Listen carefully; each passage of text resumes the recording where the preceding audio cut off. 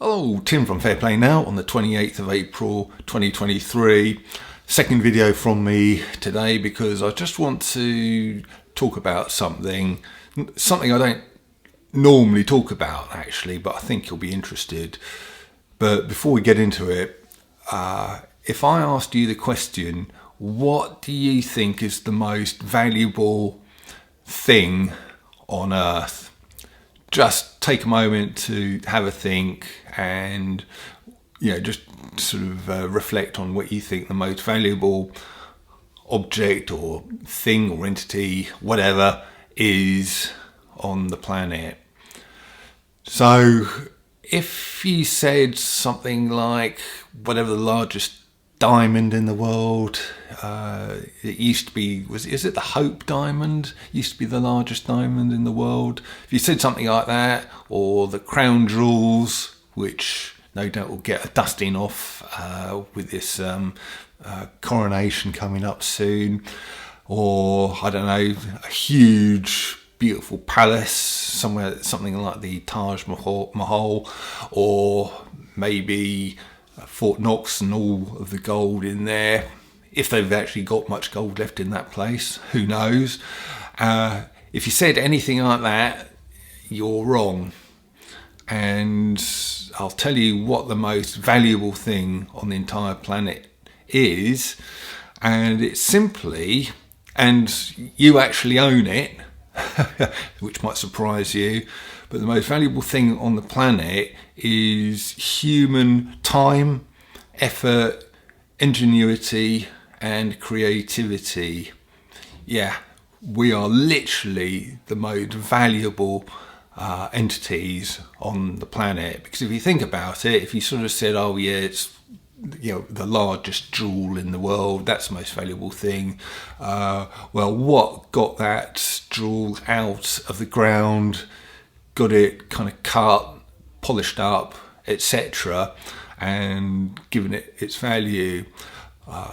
What got all of the gold in Fort Knox mined, forged into the bars and ingots and transported to Fort Knox and put in there? What built the Taj Mahal or whatever? That is all down to human effort and creativity, wasn't it? So why am I talking about this? Well, we all know that if you have to go to the bank to get a loan, you sort of have to sign some paperwork and mess about, and then eventually you'll see the money appear and you can then go off and spend it on whatever it is you want to buy. And the assumption is that money has come from someone else's hard work. They've gone in, deposited the money at the bank, the money's then lent it out to you, and you then go, have it available for what you want to do with it. But what really goes on is somewhat more surprising, because I never knew this until I started looking into these kind of things in the last 3 years and got exposed to all of this kind of stuff. But apparently what actually happens is the money doesn't exist until you go into the bank and put your signature on that bit of paper that you have to sign. And at that point, the money is literally created out of thin air, or on a computer screen, more accurately, I suppose. You then have access to the money, and then you go and buy a house or whatever it is you're doing with it. And then you obviously have to pay that money back, real money this time. It's money that you've earned with your effort and your creativity and your time in whatever job or career you've got.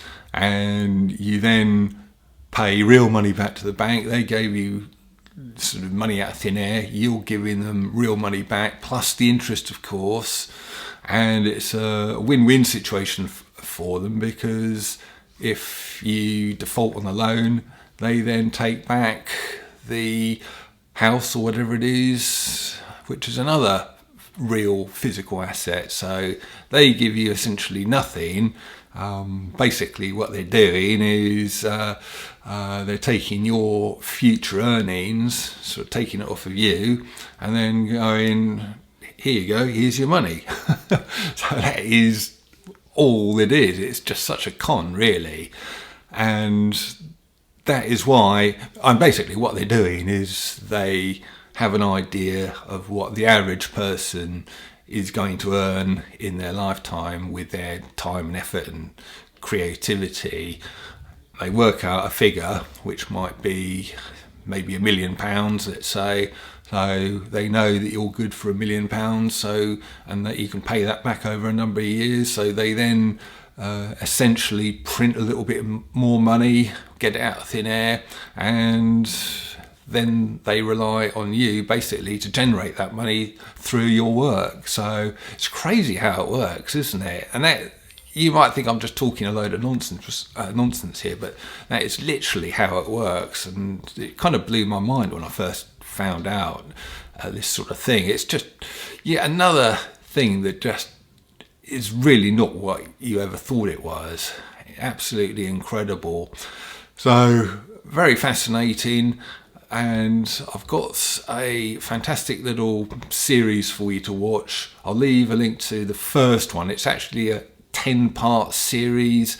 I'll leave the first one in the description box below, and then you should be able to find the other 9 episodes after that. They're all about 35 minutes long, so with 10 of them, it's quite a big watch, I suppose, but you can break it up. I'm only on about the third one myself at the moment, but it is a worthwhile one to watch. And if you do go through all 10 episodes, you'll likely know more about money than probably 99.9% of people on Earth.